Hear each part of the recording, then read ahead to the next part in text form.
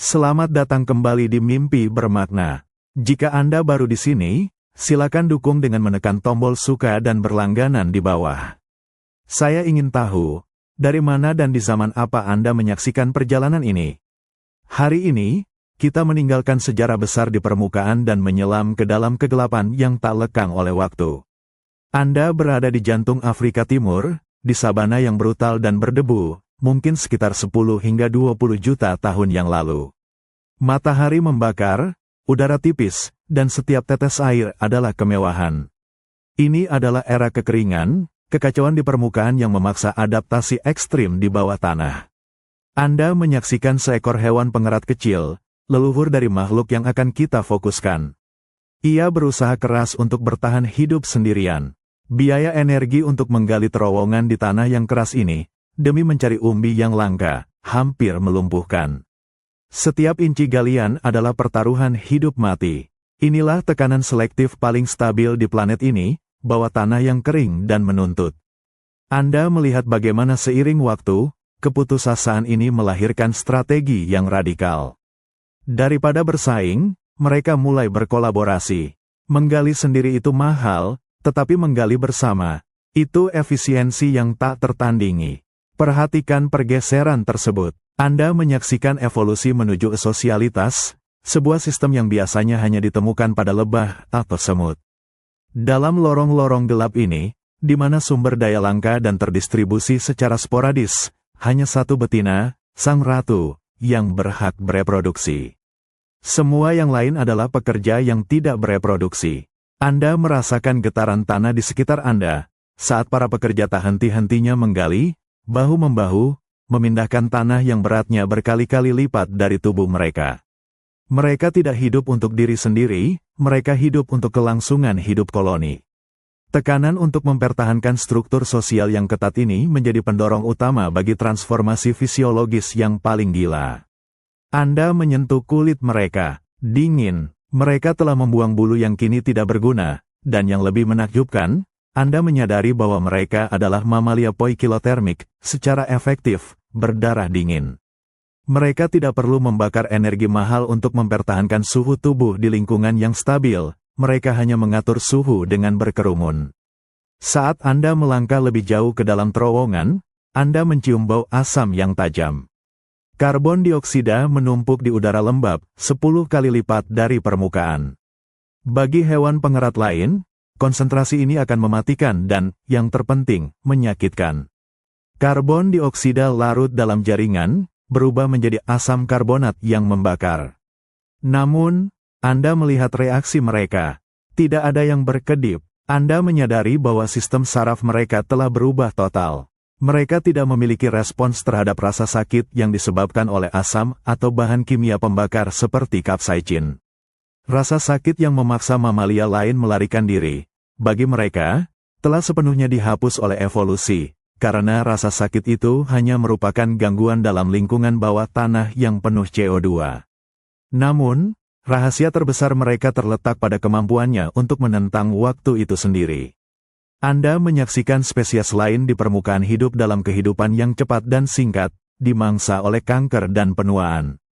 Tetapi tikus mol telanjang ini, di dalam kerajaan tersembunyi mereka, hidup hingga 30 tahun atau lebih. Mereka hampir kebal terhadap kanker. Ini bukan kebetulan, melainkan hasil dari adaptasi yang sangat spesifik. Anda melihat ke tingkat seluler dan menemukan zat yang menjadi pelindung mereka, asam hyaluronat, H, dengan berat molekul sangat tinggi. Ini bukan H biasa, ini adalah versi yang 10 kali lebih besar dan lebih lengket. Bayangkan sel-sel mereka diselimuti oleh jaring pengaman yang tebal, seperti cairan super kental. Kita kembali ke perut bumi, jauh di bawah sabana Afrika Timur yang disengat matahari. Anda tidak hanya mengamati, Anda sekarang merasakan stabilitas yang mutlak.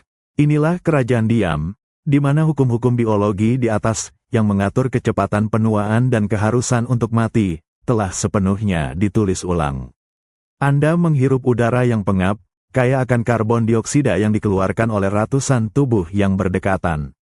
Di permukaan, kadar gas ini akan memicu kepanikan dan rasa sakit yang hebat di mata dan hidung Anda. Tetapi bagi mamalia tanpa bulu di sekitar Anda, ini adalah suasana biasa. Anda melihat bagaimana sistem saraf mereka telah menawar rasa sakit sebagai harga untuk kelangsungan hidup. Nyeri, yang merupakan alarm penting di dunia luar, hanyalah hambatan yang membuang-buang energi di bawah tanah. Anda menyaksikan adaptasi ekstrim ini, sebuah pertukaran evolusioner di mana sensasi dikorbankan demi efisiensi kolektif. Perhatikan para pekerja, mereka menghabiskan waktu bertahun-tahun dalam tugas yang sama, mendorong tanah, mencari umbi, menjaga kebersihan, semuanya dalam kegelapan abadi. Di dunia mamalia lain, hidup cepat dan individualistik, didorong oleh kebutuhan untuk berkembang biak. Di sini, kebutuhan reproduksi hanya menjadi hak sang ratu, yang ukurannya jauh melampaui pekerja lainnya. Anda menyaksikan sang ratu. Dia bukan pemimpin yang baik hati. Dengan feromon dan, jika perlu, dorongan fisik yang agresif, ia menekan tingkat hormon stres pada para pekerja dan secara efektif menonaktifkan kemampuan mereka untuk bereproduksi. Hidup mereka, yang berlangsung hingga 3 dekade, didedikasikan sepenuhnya untuk keberlangsungan genetik ratu. Ini adalah tirani biologis, didorong oleh kelangkaan sumber daya. Mereka harus memilih antara mati kelaparan sebagai individu soliter atau hidup lama sebagai bagian dari sebuah mesin kolektif. Ketika Anda membandingkan mereka dengan tikus atau hewan pengerat permukaan, kontrasnya sangat mencolok. Di atas, hidup adalah sprint yang berakhir dalam 2 atau 3 tahun, seringkali diakhiri oleh kanker. Di bawah, ini adalah maraton dingin, di mana penyakit degeneratif hampir tidak dikenal. Anda mengingat mekanisme pertahanan seluler mereka yang luar biasa, asam hyaluronat, H, dengan berat molekul super tinggi yang bertindak sebagai polisi anti-kanker. H ini, yang berkali-kali lipat lebih besar dari yang ditemukan pada mamalia lain, berfungsi sebagai pengaman mekanis di dalam jaringan mereka. Jika sel mencoba membelah dengan liar, H ini bertabrakan dengannya dan segera mematikan proses pembelahan abnormal itu. Ini adalah mekanisme yang sangat kompleks dan berharga dari segi energi. Dan inilah kuncinya, stabilitas lingkungan bawah tanah, ditambah dengan ekonomi energi yang efisien, poikilotermi, tanpa rasa sakit, memungkinkan mereka mempertahankan pertahanan yang mahal ini. Tikus di permukaan tidak mampu membiayai pertahanan seluler semacam itu karena semua energi mereka terkuras hanya untuk menahan panas, melawan predator, dan berkembang biak secara tergesa-gesa. Anda menyadari bahwa lingkungan yang keras dan sosialitas ekstrim mereka bukan hanya penyebab adaptasi ini, mereka adalah penjaga adaptasi ini. Stabilitas adalah kuncinya. Karena lingkungan mereka tidak banyak berubah selama jutaan tahun, mereka tidak pernah dipaksa untuk meninggalkan sistem mereka. Sistem ini terus-menerus didukung oleh biaya tinggi penggalian terowongan. Anda mundur perlahan dari lorong yang gelap, membawa pengetahuan bahwa di bawah tanah yang kering, kehidupan telah menemukan satu jalan untuk mengalahkan penuaan.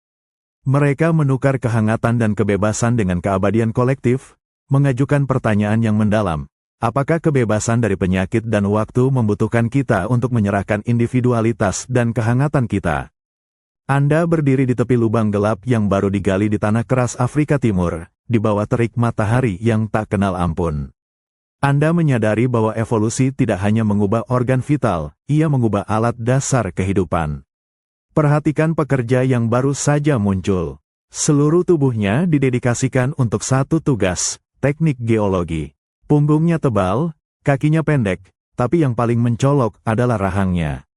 Anda mendekat dan melihat gigi seri besarnya, 2 taring panjang dan kuning gading, yang menonjol keluar dari mulut, seperti sekop yang dipasang pada traktor mini. Gigi-gigi ini adalah senjata utama mereka melawan bumi yang beku dan liat. Inilah revolusi gigi seri, yang memungkinkan kehidupan sosial ekstrim mereka. Bayangkan kesulitan menggali. Tanah Afrika sangat padat dan abrasif. Hewan pengerat lain yang menggali biasanya harus menggunakan kaki depan mereka, menghabiskan energi yang luar biasa dan membuat diri mereka rentan terhadap keausan mekanis yang cepat. Tetapi Anda menyaksikan hewan ini bekerja. Ia menggunakan giginya untuk memotong, mengukir, dan mengikis. Rahangnya beradaptasi untuk memungkinkan gigi seri bekerja secara independen dari mulut. Perhatikan detailnya. Gigi seri mereka terletak di luar bibir, tertutup rapat oleh lipatan kulit. Ini sangat penting. Jika Anda menggali dengan mulut Anda diisi tanah, Anda akan menelan kotoran secara terus-menerus dan tercekik. Melalui evolusi, mereka mengembangkan segel bibir yang memungkinkan mereka untuk mengikis tanah menggunakan gigi mereka sebagai pahat, sementara mulut dan tenggorokan mereka tertutup rapat dari debu dan kotoran. Anda melihat tumpukan tanah yang dikeluarkan dari lubang. Ini adalah pekerjaan yang dilakukan oleh banyak individu yang berbagi beban infrastruktur. Biaya energi kolektif untuk membangun jaringan terowongan yang luas, yang menjadi tempat perlindungan, lumbung makanan, dan sistem pendingin, sangat besar, tetapi gigi ini memungkinkan pekerjaan itu menjadi mungkin. Pikirkan ini, semakin keras kerja fisik yang diperlukan untuk mendapatkan makanan, umbi-umbian di kedalaman, semakin tinggi nilai hidup berkelompok. Gigi seri yang berevolusi ini tidak hanya alat, itu adalah pembenaran evolusioner untuk sosialitas mereka. Tanpa alat penggali yang efisien ini, tekanan sumber daya akan terlalu besar, dan setiap hewan akan dipaksa untuk hidup sendiri dan mati muda, seperti tikus lainnya. Anda menyaksikan bagaimana, melalui penggunaan yang konstan, gigi seri mereka tumbuh tanpa henti. Ini adalah adaptasi yang diperlukan untuk melawan keausan konstan saat menggerogoti batu dan akar. Ini adalah bukti visual dari keahlian mereka yang tak tertandingi dalam arsitektur terowongan. Saat mereka menggali, mereka tidak menggunakan kekuatan melompat, mereka memutar kepala mereka ke samping, menggunakan gigi bawah dan atas sebagai pasangan gergaji, menciptakan potongan yang rapi dan memindahkan bongkahan besar. Anda menyadari bahwa semua keajaiban fisiologis lainnya, umur panjang, kekebalan kanker, ketahanan terhadap rasa sakit, berakar pada keberhasilan ini dalam menaklukkan medan. Tanpa kemampuan untuk menciptakan dan mempertahankan kerajaan bawah tanah yang stabil ini, tekanan selektif untuk hidup lama dan kebal kanker tidak akan pernah ada. Mereka menggali ke dalam kegelapan, di mana lingkungan yang konstan akan memungkinkan evolusi untuk bermain-main dengan biologi yang tidak mungkin, dan revolusi gigi seri adalah kunci yang membuka pintu ke kerajaan abadi mereka. Ini adalah kisah tentang bagaimana alat yang paling sederhana pun dapat menentukan jalur ekstrim bagi keberlangsungan hidup sebuah spesies. Kita kembali ke lorong-lorong bawah tanah, di mana tekanan selektif untuk menggali telah mengubah arsitektur tubuh sedemikian rupa sehingga ia hampir tidak menyerupai mamalia lain. Setelah Anda menyaksikan gigi seri sebagai alat pahat, kini saatnya Anda memahami mesin yang menggerakkan pahat tersebut. Anda memegang tengkorak seekor tikus mole telanjang dewasa. Ini adalah tengkorak yang direkayasa ulang. Tidak hanya gigi yang berevolusi, seluruh kepala diubah untuk memaksimalkan kekuatan menggali. Perhatikan rahang bawah yang sangat tebal. Otot-otot yang menempel pada rahang ini, otot masseter, jauh lebih dominan daripada otot pengunyah lainnya. Otot masseter inilah yang berfungsi untuk mendorong gigi seri ke depan dan menghasilkan kekuatan gigitan yang luar biasa, mengubah kepala menjadi palu godam biologis. Anda menyaksikan seorang pekerja yang sedang memecah kerikil keras. Ia tidak menggunakan kekuatan seluruh tubuh, ia menggunakan lehernya sebagai engsel, dan rahangnya sebagai titik tumpu. Ini bukan proses menggali, ini adalah penggergajian yang lambat dan disengaja. Bayangkan biaya energi dari kekuatan otot ini. Sebagian besar massa otot di kepala mereka dialokasikan untuk tugas ini, yang secara proporsional jauh lebih besar daripada mamalia yang hidup di permukaan. Inilah yang kita sebut, biaya otot dari kehidupan baru, sebuah pengorbanan struktural yang diperlukan untuk mempertahankan koloni. Ketika Anda membandingkan tengkorak ini dengan kerabat tikus di permukaan, Anda melihat bahwa area kepala yang menahan otak lebih kecil, tetapi area yang menahan otot rahang, khususnya lengkungan zigomatik, jauh lebih lebar dan kuat. Evolusi membuat keputusan yang jelas, fungsi menggali lebih penting daripada fungsi kognitif yang rumit di permukaan. Anda menyaksikan bagaimana adaptasi ini tidak hanya bersifat struktural, tetapi juga perilaku. Ketika mereka menggunakan gigi mereka, mata kecil dan telinga mereka yang hampir tidak terlihat tidak relevan dalam kegelapan. Mereka mengandalkan getaran dan sentuhan. Kepala yang kuat ini tidak hanya mendorong gigi, tetapi juga menjadi organ sensorik, merasakan perubahan kepadatan tanah dan mendeteksi getaran yang menandakan umbi langka. Proses rekayasa ulang tengkorak ini adalah umpan balik yang positif. Gigi yang lebih kuat memerlukan otot yang lebih kuat, Otot yang lebih kuat memungkinkan terowongan yang lebih dalam, terowongan yang lebih dalam memungkinkan koloni yang lebih besar dan lebih stabil, dan koloni yang lebih stabil memperkuat tekanan selektif untuk sosialitas dan umur panjang. Jika tikus mole ini tidak mampu menggali terowongan yang begitu luas dan kompleks untuk menemukan umbi-umbian yang langka, satu-satunya sumber makanan stabil mereka, seluruh struktur sosial akan runtuh. Kelaparan akan membuat mereka kembali menjadi hewan soliter yang berumur pendek. Anda menyentuh bekas gigitan pada akar yang keras. Tenaga yang dibutuhkan untuk pekerjaan ini harus dipertahankan selama bertahun-tahun, bahkan puluhan tahun. Dan disinilah keajaiban biologis mereka saling terkait. Kemampuan mereka untuk menahan penuaan dan kanker adalah prasyarat untuk mempertahankan infrastruktur yang dibutuhkan oleh otot penggergaji yang kuat ini. Jika mereka mati muda, seperti tikus biasa, pekerjaan kolektif yang mahal ini tidak akan pernah selesai. Lonjakan umur panjang mereka bukan sekadar bonus biologis, itu adalah kebutuhan operasional. Mereka harus hidup lama agar investasi energi dalam membangun benteng bawah tanah mereka menjadi layak. Anda meninggalkan terowongan dengan pemahaman yang lebih dalam. Di alam liar, kekuatan dan umur panjang seringkali tidak terpisahkan, dan bagi abadi bawah tanah ini, seluruh tengkorak mereka berevolusi untuk menvalidasi setiap hari umur panjang mereka melalui kerja keras yang abadi. Anda berada di dalam kegelapan yang sesungguhnya. Jauh di bawah tanah Afrika, cahaya matahari tidak ada, dan tidak pernah ada selama jutaan tahun evolusi spesies ini. Pertanyaannya bukan bagaimana mereka melihat, tetapi mengapa mereka harus repot-repot melihat sama sekali. Anda menyentuh mata kecil tikus mole telanjang. Mereka hampir tidak berfungsi, sepasang bintik kecil, hampir tertutup oleh lipatan kulit. Selama generasi, seleksi alam telah memudar dan mengecilkan organ yang tidak berguna ini. Bayangkan biaya energi untuk mempertahankan mata yang tajam. Di sini, energi tersebut harus dialihkan untuk menggali atau bertahan hidup. Anda menyaksikan bagaimana, seiring meredupnya penglihatan, indera lain harus bangkit untuk mengambil alih tugas navigasi dan komunikasi. Inilah kebangkitan sensasi vibrasi, getaran tanah. Rasakan tanah di bawah Anda. Setiap gerakan, setiap galian, setiap langkah menjadi bagian dari jaringan komunikasi yang kompleks.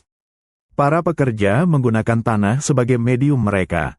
Perhatikan detailnya, di seluruh tubuh mereka, terutama pada kumis di wajah dan rambut sensorik yang tersebar secara sporadis di tubuh, terdapat reseptor khusus yang peka terhadap gelombang seismik. Mereka tidak melihat makanan, mereka mendengarkan getaran pertumbuhan umbi. Mereka tidak melihat predator, mereka merasakan guncangan kaki ular yang melewati terowongan. Anda mendengar suara berderak rendah yang mereka hasilkan, yang bukan dimaksudkan untuk didengar melalui udara, tetapi untuk ditransmisikan melalui tanah. Ini seperti kode Morse geologis. Pekerja yang menemukan umbi akan mengirimkan sinyal getaran khusus yang mengarahkan koloni lain ke lokasi panen. Ini adalah bentuk komunikasi yang sangat efisien dan aman. Di permukaan, suara dapat menarik predator. Di bawah tanah, getaran adalah percakapan rahasia. Pikirkan tentang tekanan selektif ini. Dalam lingkungan yang ditandai oleh sumber daya yang langka dan terdistribusi secara acak, umbi yang matang yang tersembunyi di kedalaman, kemampuan untuk mendeteksi makanan dari jarak jauh melalui getaran adalah perbedaan antara kelangsungan hidup dan kelaparan massal. Getaran menjadi mata kolektif seluruh koloni. Anda menyaksikan bagaimana perubahan sensorik ini terikat pada struktur sosial mereka. Karena mereka harus hidup dalam kelompok besar untuk mengumpulkan kekuatan penggalian, mereka membutuhkan cara komunikasi yang tidak mengkhianati lokasi mereka kepada pemangsa soliter. Kerahasiaan adalah kunci. Evolusi telah menuntut pengorbanan sensorik ini demi efisiensi ekstrim. Organ penglihatan yang tidak terpakai menjadi organ vestigial, sisa dari kehidupan leluhur mereka di permukaan. Sebagai gantinya, mereka telah mengembangkan pemahaman yang mendalam tentang resonansi bumi. Anda merenungkan betapa sering evolusi bekerja dengan cara kompromi. Untuk mendapatkan umur panjang dan kekebalan kanker, mereka harus menyerahkan kehangatan tubuh dan penglihatan. Mereka harus menukar individualitas dengan kepatuhan kolektif. Ketika Anda merasakan getaran lembut dari pekerja yang sedang menggali jauh di koridor, Anda menyadari bahwa Anda sedang mendengarkan komunikasi dari salah satu spesies paling sukses di planet ini, yang memilih untuk mematikan indera yang kita anggap penting, demi mendengarkan bisikan rahasia bumi yang abadi. Anda masih berada di dalam terowongan, tetapi kini Anda harus menutup mata dan mengandalkan indera lain, indera yang dipertajam oleh evolusi di kegelapan abadi. Di sini, dunia tidak didominasi oleh cahaya atau suara, melainkan oleh kimia dan bau. Anda mencium bau tajam dan kompleks di udara yang stagnan. Inilah kerajaan kemoresepsi, dunia yang diperintah oleh feromon dan senyawa volatil yang memberitahu setiap individu apa tempatnya dalam koloni. Perhatikan hidung mereka, meskipun kecil, itu sangat sensitif. Mereka tidak hanya mengendus udara, mereka secara aktif menggunakan hidung mereka untuk menyentuh permukaan terowongan. Setiap inci tanah dilapisi dengan pesan kimiawi yang ditinggalkan oleh koloni. Anda menyaksikan seorang pekerja yang baru saja kembali dari perjalanan mencari makan yang panjang. Pekerja ini dengan cepat berinteraksi dengan yang lain, tidak melalui sentuhan visual, tetapi melalui pertukaran informasi kimiawi. Feromon sang ratu adalah yang paling penting.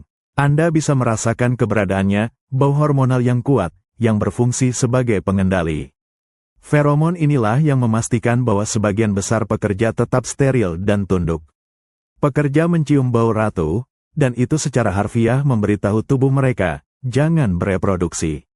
Teruslah menggali. Anda menyadari betapa kuatnya adaptasi sosial ini. Sosialitas didukung, bukan oleh pengekangan fisik, tetapi oleh pengekangan kimiawi. Tekanan dari lingkungan yang keras dan langka menciptakan kebutuhan akan sistem kasta, dan evolusi memberikan feromon sebagai kunci untuk mempertahankan sistem tersebut. Tetapi komunikasi kimiawi meluas melampaui hierarki. Mereka menggunakan bau untuk membedakan antara anggota koloni mereka dan penyusup yang datang dari koloni tetangga. Di dalam kegelapan, di mana pertempuran teritorial terjadi, bau adalah paspor, identitas, dan penanda batas. Anda juga melihat peran kemoresepsi dalam mencari makan. Mereka harus mendeteksi umbi-umbian yang tersembunyi jauh di dalam tanah. Umbi ini melepaskan senyawa kimia yang sangat lemah saat mereka tumbuh. Mereka telah mengembangkan kemampuan untuk mendeteksi gradien bau yang halus ini melalui hidung mereka saat menggali. Ini adalah bentuk navigasi kimiawi. Mereka tidak hanya menggali secara membabi buta, mereka mengikuti jejak bau yang paling samar, mengarahkan gigi seri mereka yang kuat ke sumber makanan yang menjanjikan. Pikirkan tentang efisiensi energi lagi. Menemukan makanan di kegelapan tanpa menggunakan penglihatan, hanya melalui deteksi getaran dan bau, menghemat energi yang tak terhitung jumlahnya. Penghematan ini, dikombinasikan dengan status poikilotermik mereka, adalah yang memungkinkan mereka mengalokasikan sumber daya ke pertahanan seluler ekstrim mereka, yaitu, kekebalan kanker dan umur panjang. Anda menyaksikan bagaimana, sebagai hasil dari jutaan tahun tekanan selektif dalam lingkungan bawah tanah yang stabil, mereka telah mengubah sebagian besar fungsi sensori mereka. Mereka telah menukar dunia visual dan panas yang berisiko dengan kerajaan gelap, dingin, dan kimiawi, di mana setiap gerakan dan setiap bau adalah pesan yang memastikan kelangsungan hidup abadi koloni. Dunia mereka adalah labirin bau yang tak terbatas, dan kepatuhan kimiawi yang memastikan bahwa kehidupan mereka yang panjang dan bebas penyakit sepenuhnya didedikasikan untuk kelangsungan hidup genetik ratu. Anda kini masuk ke ruang utama koloni, yang telah digali dan diperluas selama bertahun-tahun. Ini adalah jantung dari kerajaan mereka, tempat segalanya terjadi, tidur, makan, dan, yang paling penting, mengatur suhu. Di permukaan, di gurun Afrika, suhu berayun liar dari siang yang terik ke malam yang dingin. Bagi mamalia kecil, mempertahankan suhu tubuh yang konstan, homeotermi, membutuhkan pembakaran energi yang besar. Itu adalah sprint metabolisme yang melelahkan. Tetapi di sini, jauh di bawah, Anda merasakan dekapan konstan bumi yang dalam. Suhu tetap stabil, hampir sepanjang waktu berada pada titik yang sempurna antara 28 dan 30 derajat Celcius. Inilah ruang iklim alami mereka. Anda menyaksikan bagaimana lingkungan yang stabil ini membebaskan tikus mol telanjang dari tirani metabolisme. Mereka telah melepaskan fungsi homeotermik, menjadi mamalia poikilotermik, Tubuh mereka tidak lagi dipaksa untuk terus-menerus memproduksi panas. Perhatikan sekelompok pekerja yang berkerumun. Mereka membentuk bola yang padat, berbagi panas tubuh pasif. Mereka adalah satu makhluk termal kolektif. Ketika suhu turun, mereka berkumpul lebih rapat. Ketika suhu naik, mereka menyebar. Regulasi suhu mereka adalah keputusan sosial, bukan proses biologis individu. Anda menyadari betapa masifnya penghematan energi ini. Seorang hewan pengerat permukaan menghabiskan hingga 80% energinya hanya untuk menjaga agar tetap hangat. Tikus mol telanjang mengalokasikan persentase yang jauh lebih rendah, membebaskan energi itu untuk hal lain. Disinilah benang merah evolusi mereka bertemu. Energi yang dihemat dari tidak perlu mempertahankan suhu konstan inilah yang dapat diinvestasikan ke dalam pertahanan seluler yang mahal. Pikirkan kembali asam hyaluronat, H, dengan berat molekul tinggi, penghalang anti kanker mereka. Memproduksi H yang tebal dan kompleks ini membutuhkan sumber daya metabolik yang signifikan. Mamalia lain, yang energinya terkuras habis untuk tetap hangat dan berkembang biak secepat mungkin, tidak mampu membiayai H ini.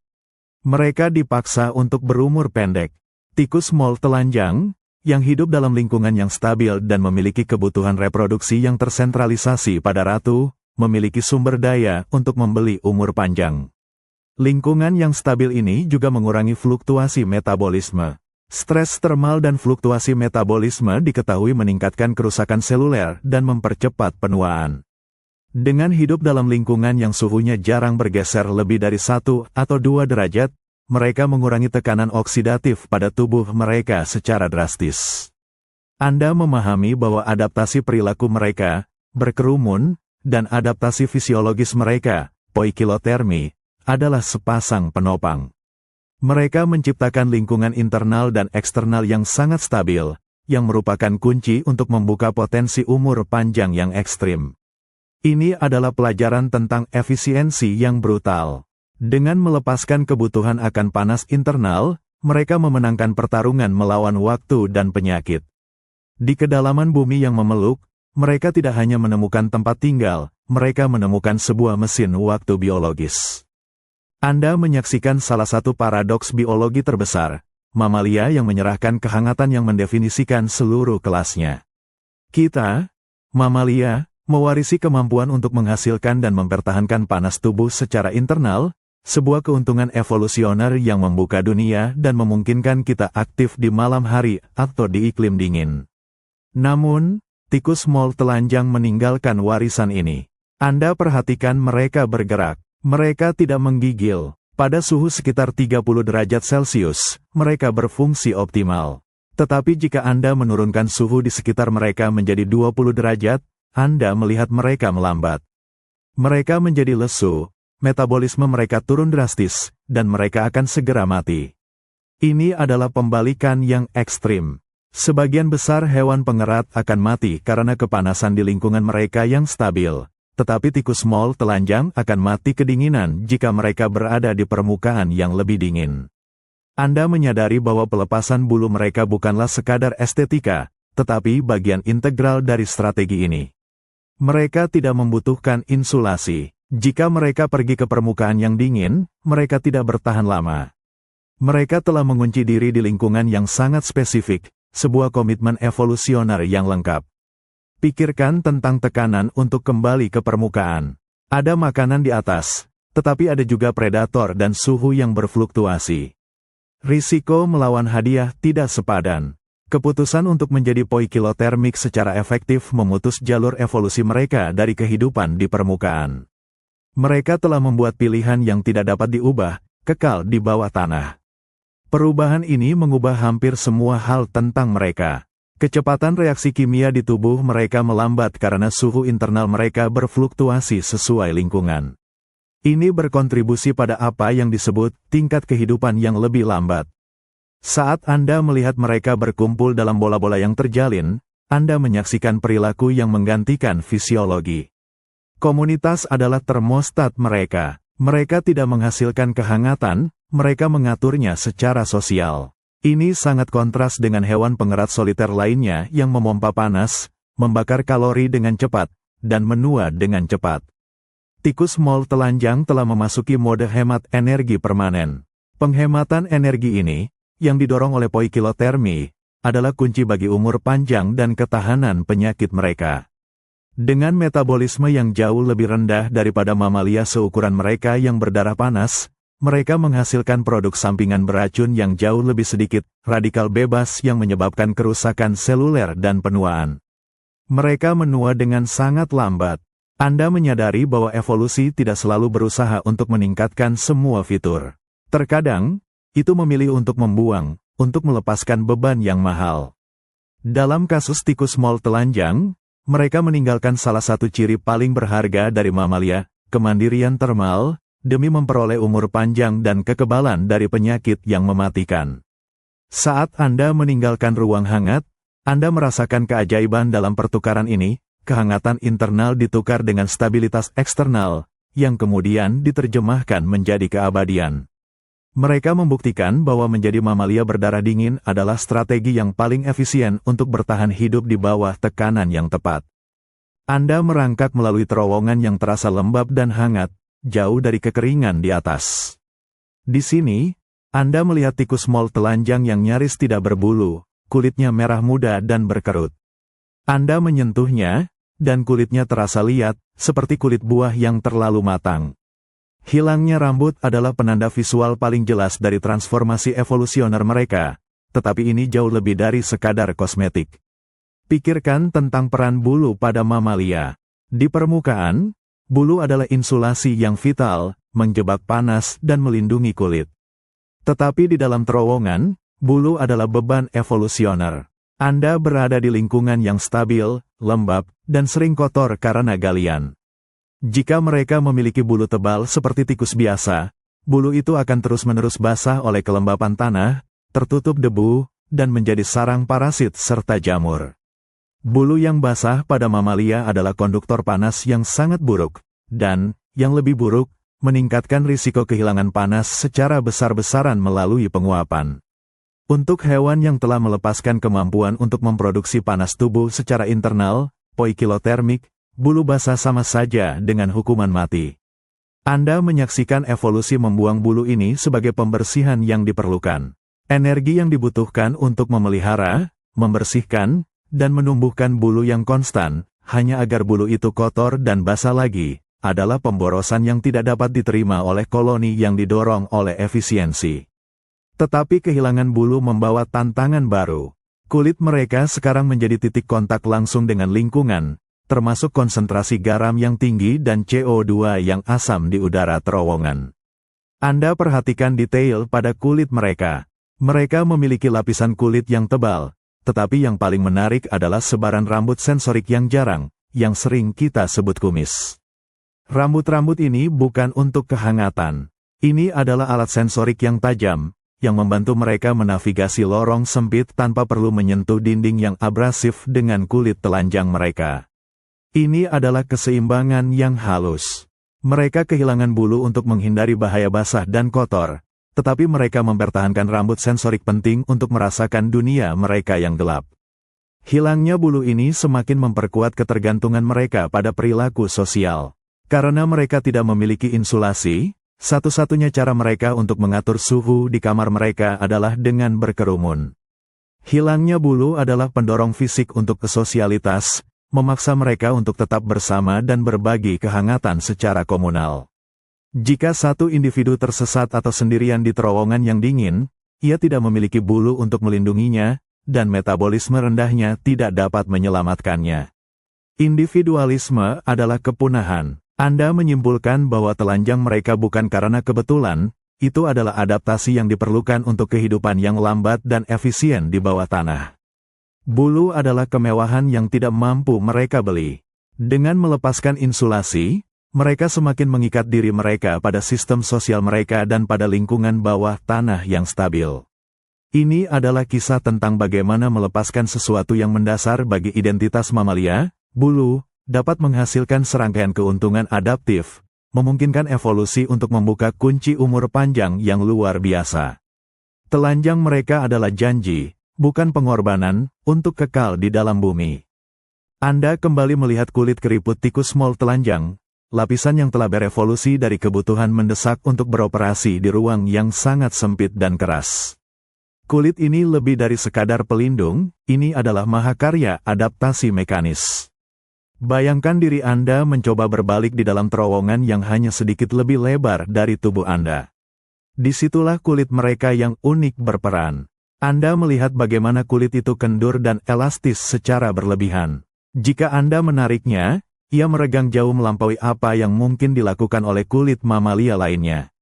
Adaptasi ini sangat penting karena memungkinkan mereka untuk melakukan gerakan akrobatik yang aneh. Mereka dapat memutar dan membalik tubuh mereka di dalam lorong yang sangat ketat tanpa merobek kulit.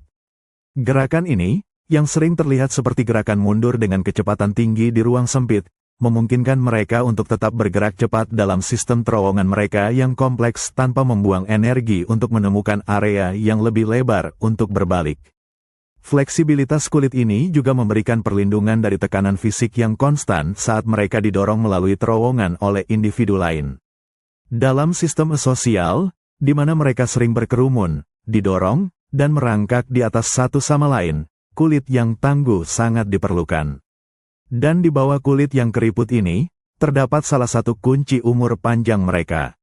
Kulit ini adalah tempat konsentrasi tertinggi dari asam hyaluronat, H, dengan berat molekul tinggi yang telah kita bahas. H ini memberikan kekenyalan dan elastisitas yang luar biasa pada kulit, tetapi juga berfungsi ganda sebagai lapisan pertahanan anti kanker yang tebal di seluruh jaringan tubuh mereka.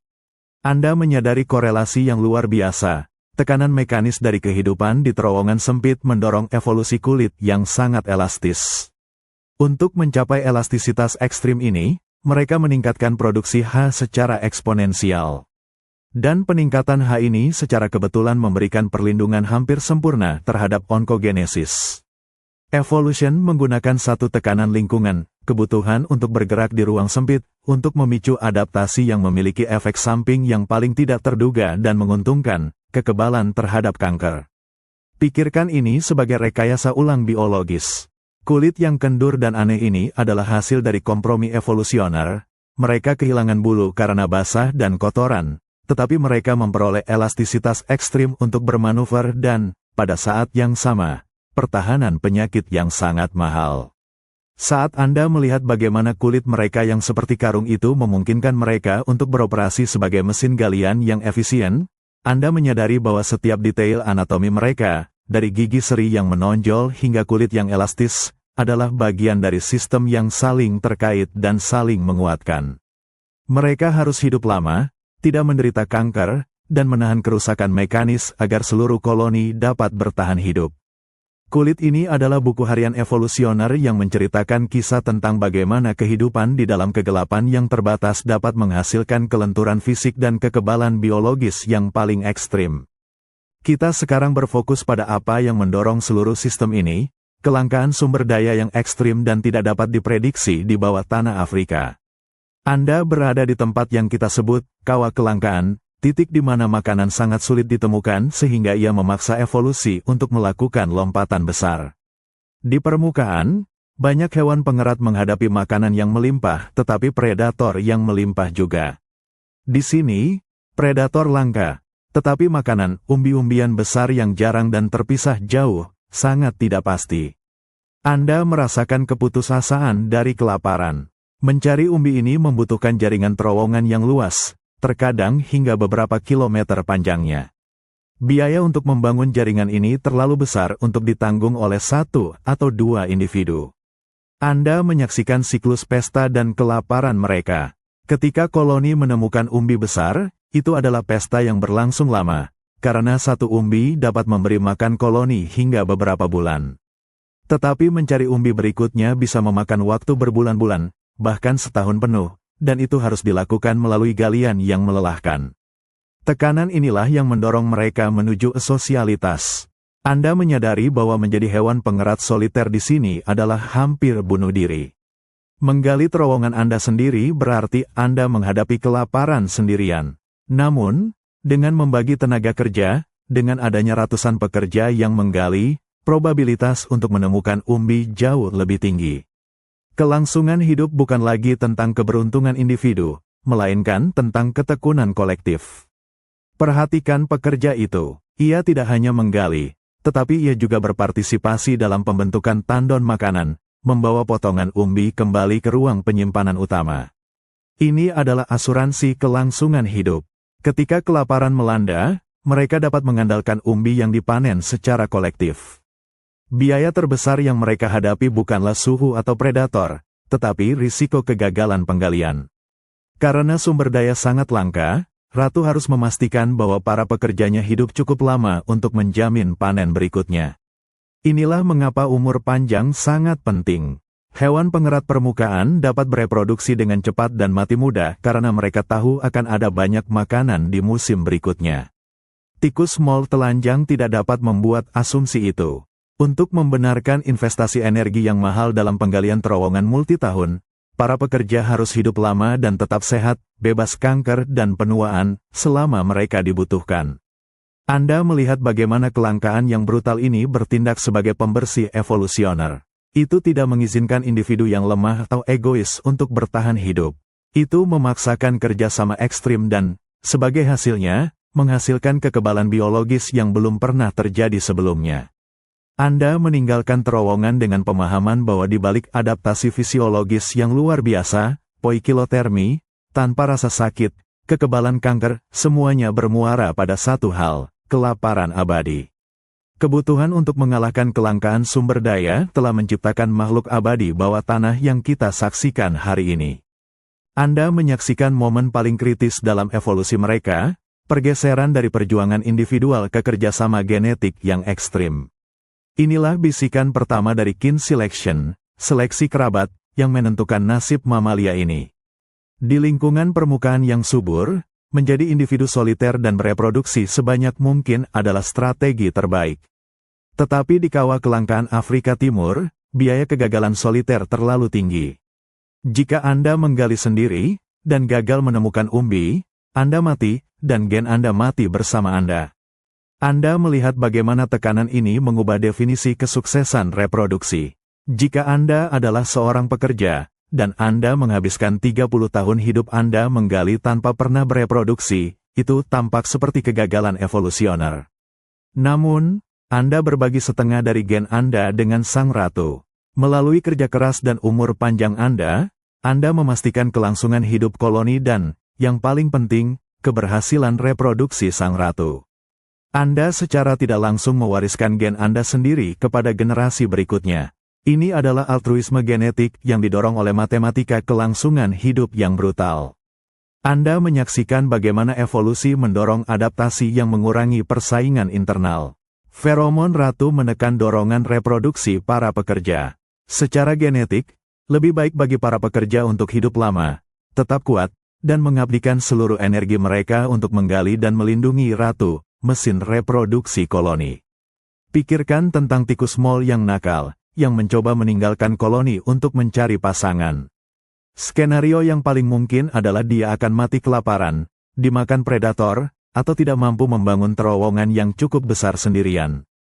Kegagalan individualnya adalah harga yang terlalu tinggi. Dengan hidup hingga 3 dekade dan memiliki kekebalan yang luar biasa terhadap penyakit, para pekerja yang tidak bereproduksi ini memastikan bahwa mereka dapat bertahan melalui periode kelaparan yang sangat panjang yang akan memusnahkan koloni yang berumur pendek. Anda menyadari bahwa semua adaptasi fisiologis yang ekstrim, poikilotermi, kehilangan bulu, ketahanan kanker, dipertahankan oleh sistem sosial ini. Jika pekerja tikus mol telanjang tiba-tiba mulai hidup hanya selama 2 tahun, seperti tikus biasa, seluruh infrastruktur terowongan akan runtuh, dan kelaparan akan memusnahkan spesies tersebut. Mereka harus menjadi abadi fungsional agar sosialitas mereka berhasil. Kisah tikus mol telanjang adalah pelajaran mendalam tentang hubungan timbal balik, lingkungan memaksa kerjasama menuntut umur panjang, dan umur panjang dimungkinkan oleh rekayasa ulang biologis. Anda meninggalkan kegelapan dengan kesadaran bahwa mereka tidak hanya menaklukkan kanker, mereka menaklukkan egoisme biologis. Untuk hidup selama 30 tahun, Anda harus menyerahkan kebebasan individu Anda dan mendedikasikan hidup Anda pada kesuksesan genetik kolektif. Inilah keajaiban dan ketakutan dari sosialitas mamalia. Pengorbanan adalah harga untuk keabadian. Anda berdiri di titik sentral di mana terowongan-terowongan bertemu, menyaksikan geometri bertahan hidup beraksi. Ini bukan sekadar lubang di tanah, ini adalah jaringan teknik yang luar biasa, dirancang oleh koloni untuk mengatasi ancaman utama mereka, kelaparan. Bayangkan sebuah peta labirin yang luas. Anda menyadari bahwa setiap lorong memiliki tujuan dan fungsinya. Ada terowongan eksplorasi, yang digali dengan kecepatan tinggi oleh pekerja terdepan, yang giginya berfungsi sebagai bor geologis. Terowongan ini seringkali berdiameter sempit dan lurus, bertujuan untuk menemukan umbi.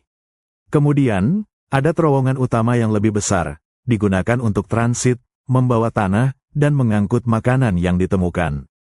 Terowongan utama ini harus cukup luas untuk memfasilitasi gerakan bola balik yang efisien dari seluruh koloni, tetapi tidak terlalu besar sehingga menjadi tidak stabil.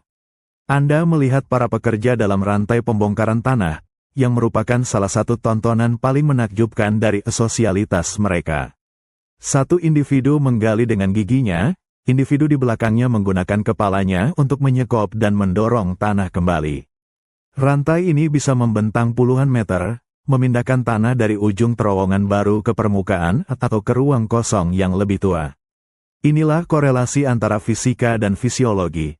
Karena koloni ini sangat bergantung pada keberhasilan galian, mereka membutuhkan umur panjang kolektif. Jika mereka mati sebelum jaringan terowongan selesai dan umbi ditemukan, kerja keras itu akan sia-sia. Anda melihat ruang kamar yang berbeda, kamar tempat tidur yang hangat, terowongan ventilasi yang menjaga udara tetap bergerak, meskipun dengan CO2 tinggi, dan ruang toilet terpisah untuk kebersihan. Seluruh sistem ini adalah ekosistem buatan yang diciptakan oleh tenaga kerja terkoordinasi. Perhatikan para pekerja yang bertugas menjaga kebersihan. Mereka adalah pekerja yang lebih kecil, yang menghilangkan kotoran dan memastikan kesehatan terowongan. Bahkan tugas sederhana seperti ini membutuhkan individu yang stabil, berumur panjang, dan bebas penyakit untuk dipertahankan. Geometri ini adalah manifestasi fisik dari tekanan lingkungan. Mereka harus menggali jauh dan luas karena kelangkaan makanan, dan sistem ini hanya mungkin jika ratusan individu berkomitmen pada satu tujuan selama puluhan tahun. Anda menyadari bahwa infrastruktur fisik ini adalah benteng pertahanan mereka. Terowongan memberikan suhu yang stabil, memungkinkan poikilotermi mereka, perlindungan dari predator, dan tempat untuk menyimpan makanan yang langka, mempertahankan sosialitas mereka. Tanpa rekayasa kolektif ini, tidak ada satupun adaptasi luar biasa mereka yang akan bertahan. Semua perubahan ekstrim dalam biologi mereka adalah hasil dari kebutuhan untuk berhasil dalam proyek konstruksi yang masif ini. Jaringan terowongan ini bukan hanya rumah mereka, itu adalah cetak biru untuk keabadian mereka. Anda mengamati kerumitan divisi kerja yang muncul dari kebutuhan untuk memelihara kerajaan bawah tanah ini. Ini bukan hanya tentang menggali, ini tentang mengalokasikan umur panjang dan kesehatan para pekerja ke dalam tugas-tugas yang paling penting. Anda melihat bagaimana pembagian kerja terjadi secara alami, berdasarkan usia dan ukuran. Pekerja yang lebih muda dan lebih kecil bertanggung jawab atas pekerjaan domestik, membersihkan terowongan, menjaga ratu dan anak-anaknya. Pekerjaan ini penting tetapi tidak terlalu menuntut fisik. Ini adalah fase hidup yang relatif aman, memungkinkan mereka untuk hidup lama tanpa stres fisik yang intens. Namun, Anda melihat pekerja yang lebih tua dan lebih besar, yang memiliki otot rahang yang lebih berkembang. Mereka adalah unit penggali yang sebenarnya, kasta penggali. Mereka berada di garis depan eksplorasi, di mana bahaya runtuhnya terowongan dan tugas memecahkan tanah keras berada di puncaknya. Ini adalah alokasi sumber daya yang cerdas.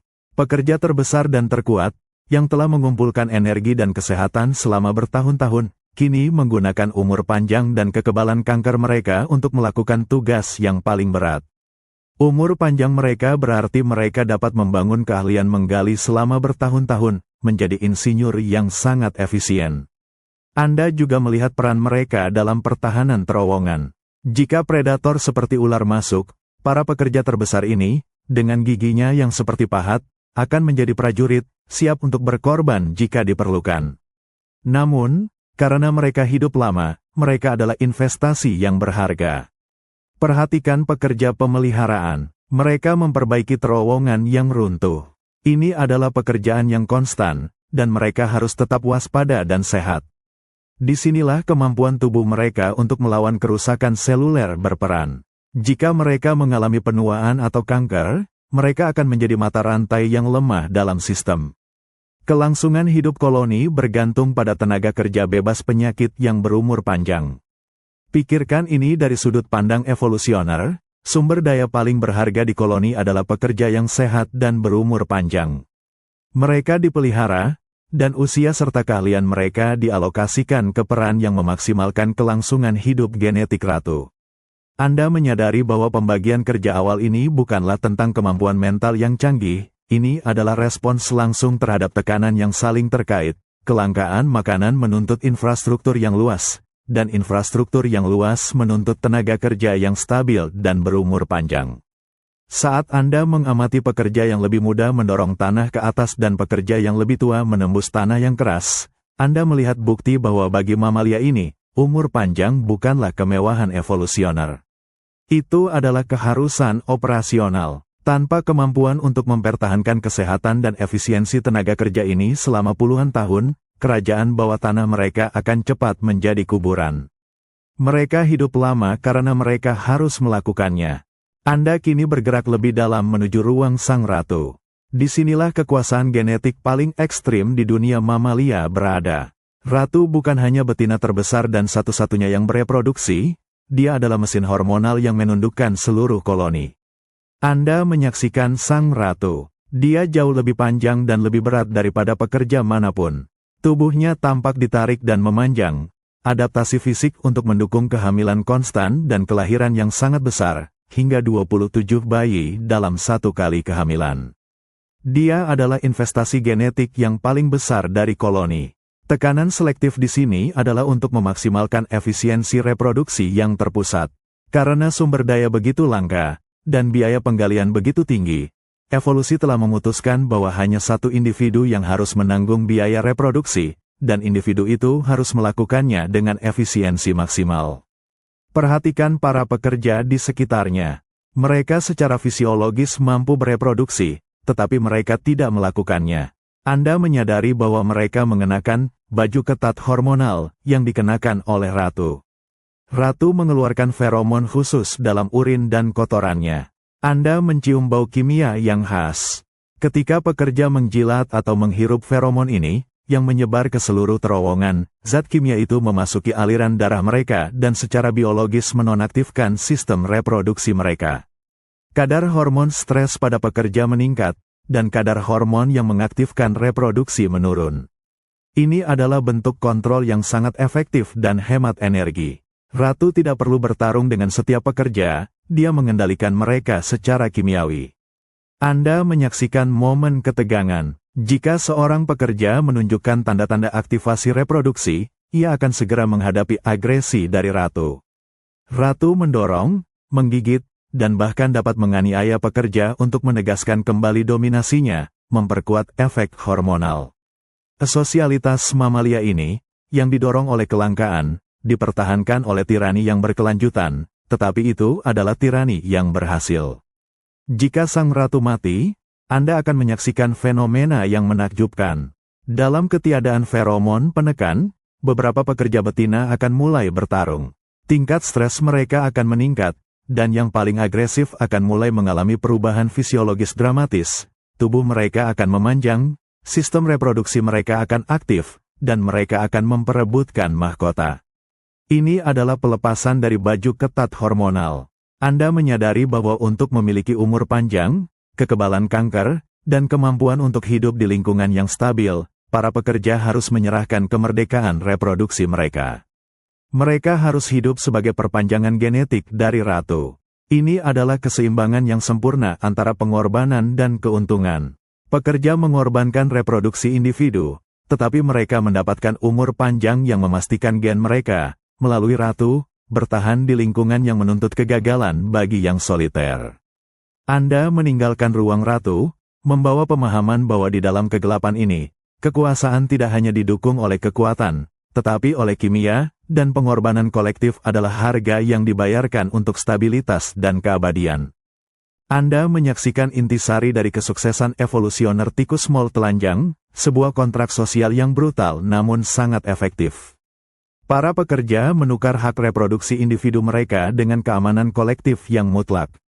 Bayangkan konsekuensi kegagalan. Jika setiap individu mencoba bereproduksi sendiri, mereka akan menyebarkan energi mereka terlalu tipis, gagal membangun infrastruktur terowongan yang luas, dan semua akan mati kelaparan di musim kering berikutnya. Anda menyadari bahwa kontrak sosial ini adalah respons langsung terhadap lingkungan yang keras dan tidak dapat diprediksi. Di bawah tanah, kelangsungan hidup dijamin oleh skala dan umur panjang. Semakin besar koloni, semakin cepat mereka dapat menemukan umbi langka berikutnya. Semakin lama mereka hidup, semakin lama mereka dapat mempertahankan benteng mereka. Para pekerja telah mengambil keputusan evolusioner untuk menjadi tidak dapat bereproduksi demi hidup lebih lama. Ini adalah investasi genetik yang paling cerdas dalam kondisi ekstrim. Jika Anda adalah pekerja, kesempatan Anda untuk berhasil bereproduksi sendiri hampir nol. Tetapi kesempatan Anda untuk membantu gen Anda bertahan melalui ratu, yang memiliki kekebalan dan dukungan koloni, adalah 100%. Inilah mengapa umur panjang mereka, melawan semua aturan mamalia, dipertahankan. Pekerja yang menua dengan cepat atau rentan kanker adalah liabilitas. Mereka harus menjadi mesin penggali yang berumur panjang dan sehat untuk membenarkan pengorbanan reproduksi mereka. Anda melihat bagaimana sistem ini menciptakan kualitas di atas kuantitas dalam hal keturunan. Sementara tikus di permukaan menghasilkan banyak anak yang mati muda, tikus mole telanjang berinvestasi dalam satu ratu yang terlindungi, didukung oleh ratusan pekerja abadi, yang menghasilkan generasi kuat yang lebih sedikit tetapi lebih pasti. Kontrak ini memberikan stabilitas yang tiada bandingnya. Anda merasakan suhu yang stabil, udara yang lembab, dan keamanan dari predator. Ketergantungan pada sang ratu membebaskan para pekerja dari semua tekanan evolusioner kecuali satu, menjaga ratu tetap hidup dan menggali. Anda menyadari bahwa tekanan selektif yang paling kuat kini tidak datang dari alam liar di atas, melainkan dari dalam koloni itu sendiri. Kemampuan untuk menekan hasrat reproduksi pada tingkat individu dan mengalihkan energi itu ke kelangsungan hidup soma, tubuh, kolektif adalah inti dari keajaiban mereka. Ini adalah perdebatan evolusioner yang sudah selesai di bawah tanah Afrika. Apakah hidup yang panjang dan aman lebih berharga daripada reproduksi individu yang singkat dan berisiko? Bagi tikus mole telanjang, jawabannya jelas. Mereka telah menukar kebebasan reproduksi dengan keabadian operasional. Anda meninggalkan terowongan dengan gambaran yang jelas. Mamalia abadi ini tidak hanya mengajarkan kita tentang melawan kanker dan penuaan. Mereka mengajarkan kita tentang biaya tertinggi untuk keamanan, yaitu penyerahan diri total kepada komunitas demi kelangsungan hidup genetik jangka panjang. Anda mengamati hasil akhir dari isolasi geografis dan tekanan sosial ekstrim. Di dunia bawah tanah tikus mole telanjang, evolusi telah melakukan eksperimen genetik yang berani, perkawinan sedarah. Koloni ini adalah keluarga besar yang berulang kali kawin dengan kerabat dekat selama generasi. Anda menyadari bahwa keragaman genetik di antara individu dalam satu koloni ini hampir nol, seolah-olah mereka adalah kembar identik yang tak terhitung jumlahnya.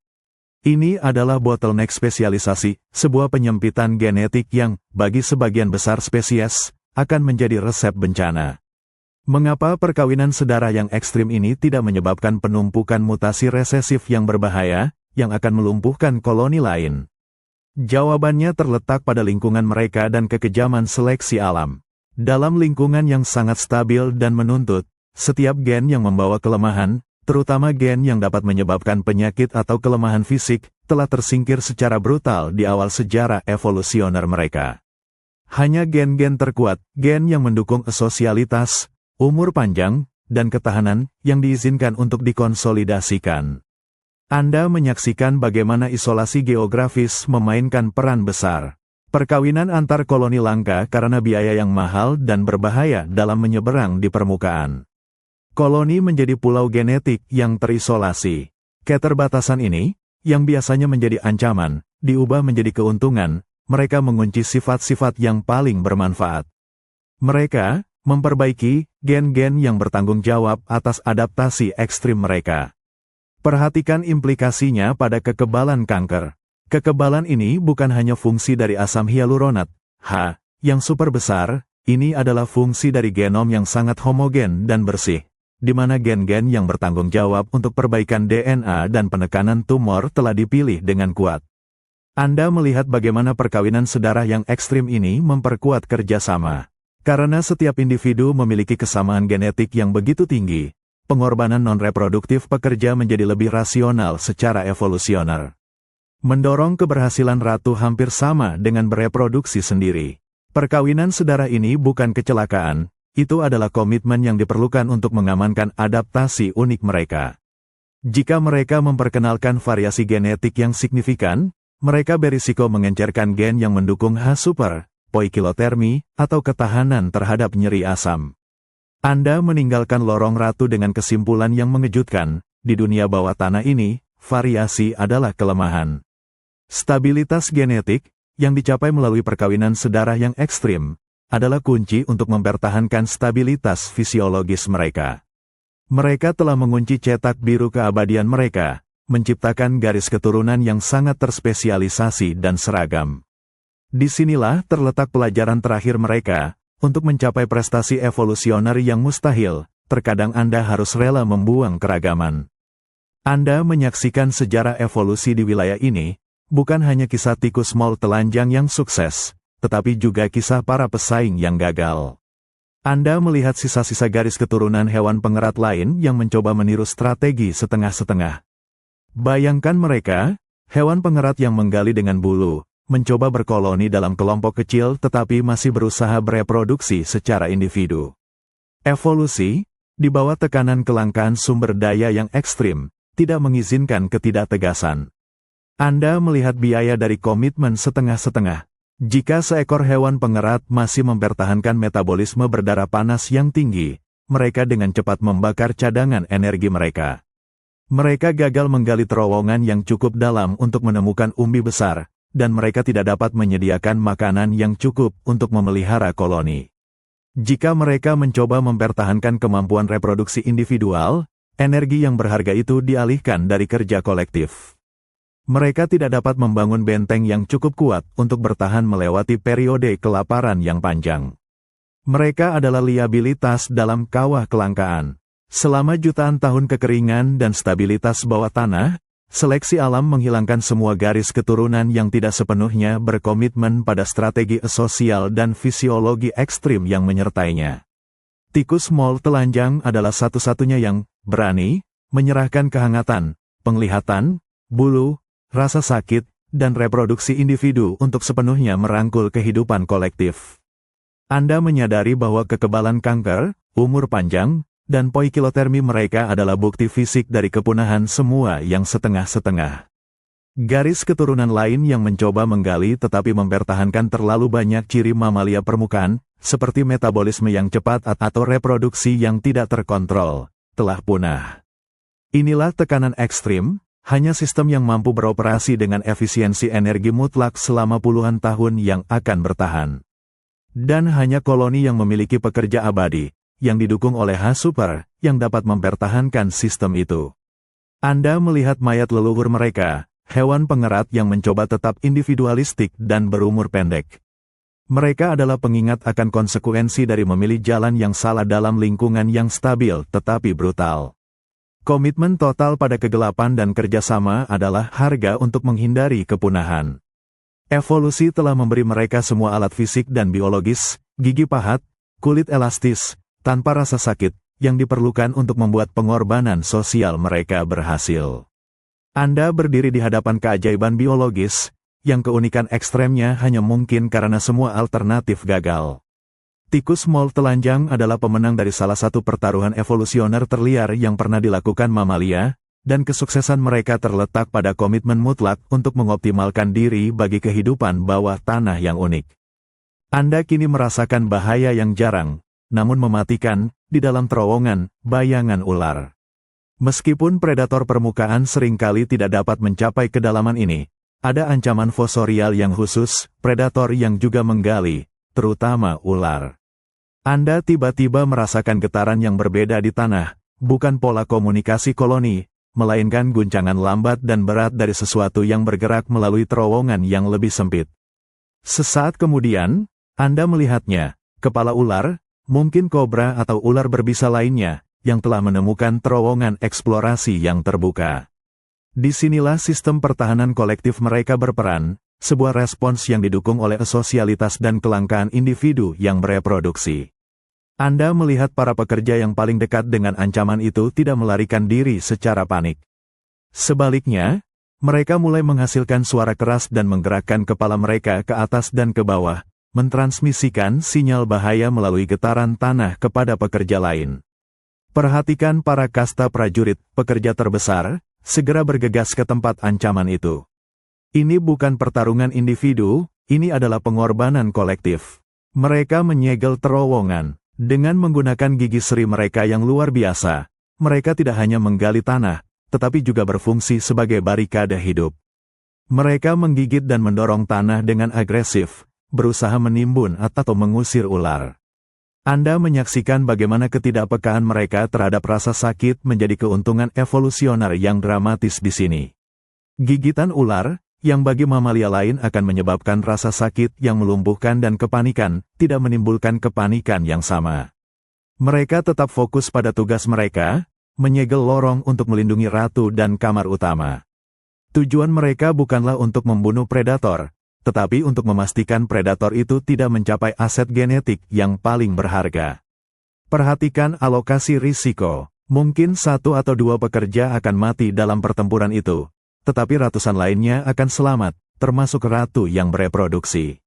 Ini adalah biaya yang dapat diterima dalam kontrak sosial mereka. Anda menyadari bahwa pertahanan koloni ini adalah alasan lain mengapa umur panjang itu penting. Prajurit yang berusia 20 tahun lebih besar, lebih kuat, dan lebih berpengalaman daripada prajurit yang berusia 2 tahun. Evolusi telah berinvestasi pada individu yang tahan lama karena mereka adalah benteng pertahanan paling efektif melawan ancaman yang jarang tetapi katastrofik. Ancaman predator bawah tanah ini semakin memperkuat komitmen mereka terhadap koloni. Hewan pengerat soliter tidak memiliki pertahanan. Mereka adalah mangsa yang mudah. Tikus mol telanjang, meskipun rapuh secara individu, adalah benteng pertahanan kolektif. Saat getaran ular memudar dan para pekerja mulai memperbaiki galian, Anda melihat bagaimana bahaya ini mempertahankan semua fitur ekstrim mereka. Longevitas mereka memberi mereka prajurit yang tahan lama, sosialitas mereka memberi mereka kekuatan jumlah, dan geologi mereka memberi mereka benteng yang kuat. Kehidupan di bawah bayangan ular adalah alasan lain mengapa mereka harus menjadi abadi. Anda menyaksikan bagaimana pertahanan kolektif mereka berubah menjadi strategi SWAM yang terkoordinasi, sebuah taktik yang biasanya hanya terlihat pada serangga sosial. Disinilah kekuatan jumlah mereka yang berumur panjang menjadi senjata yang ampuh. Ular, predator bawah tanah, mengandalkan kecepatan dan kejutan dalam serangan mereka. Tetapi di sini, ular itu berhadapan dengan labirin yang dirancang untuk membatasi gerakan dan memobilisasi seluruh koloni. Anda melihat bagaimana alarm getaran dengan cepat menyebar melalui terowongan. Segera, bukan hanya 1 atau 2 prajurit yang tiba, tetapi sekelompok besar pekerja, yang semuanya bergerak menuju titik serangan. Perhatikan para pekerja tidak menyerang sekaligus, melainkan dalam formasi yang ketat di terowongan sempit. Mereka menggunakan terowongan itu sebagai senjata. Di lorong yang terlalu sempit untuk ular berbalik, para tikus mol telanjang memposisikan diri untuk menyerang. Mereka menyerang secara massal dengan gigi seri mereka yang tajam. Mereka tidak perlu membunuh ular itu seketika, mereka hanya perlu menimbulkan cukup rasa sakit dan kebingungan untuk memaksanya mundur. Di lingkungan dengan CO2 tinggi ini, ular itu sudah tertekan secara fisiologis. Tikus mol telanjang memiliki keuntungan di lingkungan ini karena toleransi CO2 mereka yang tinggi dan ketidakpekaan mereka terhadap rasa sakit asam. Mereka dapat bertahan lebih lama dan bertarung lebih keras di udara yang bagi predator lain adalah racun. Anda melihat para pekerja yang lebih kecil, yang tidak berada di garis depan, segera memulai pekerjaan konstruksi darurat. Mereka mulai menggali material dari dinding dan menimbun terowongan di belakang ular itu. Ini adalah taktik tutup jalan keluar. Ular itu kini tidak hanya diserang tetapi juga terperangkap dalam terowongan yang semakin menyempit. Ia harus mundur, atau mati karena sesak napas dan terkubur. Strategi swarm ini hanya dimungkinkan oleh sosialitas dan umur panjang mereka. Koloni harus cukup besar untuk menyisihkan ratusan individu dari pekerjaan menggali hanya untuk pertahanan. Dan individu-individu itu harus hidup cukup lama dan tetap sehat untuk menjalankan peran prajurit ini secara efektif. Bayangkan jika mereka berumur pendek, koloni akan terus-menerus kehilangan pekerja berpengalaman, membuat strategi ini tidak berkelanjutan. Anda menyadari bahwa pertahanan terkoordinasi ini adalah alasan lain mengapa kehidupan soliter di bawah tanah punah. Di Afrika Timur yang kering, satu-satunya cara untuk melawan predator fosorial adalah dengan memiliki benteng yang dibela oleh tim pekerja abadi. Mereka telah mengubah kelemahan individu mereka, tubuh kecil dan tanpa bulu, menjadi kekuatan kolektif. Mereka adalah bukti nyata bahwa dalam evolusi, kekuatan kolektif yang berumur panjang dapat mengalahkan kecakapan predator yang soliter. Saat terowongan disegel dan keheningan kembali, Anda tahu bahwa kekuasaan koloni telah ditegaskan kembali.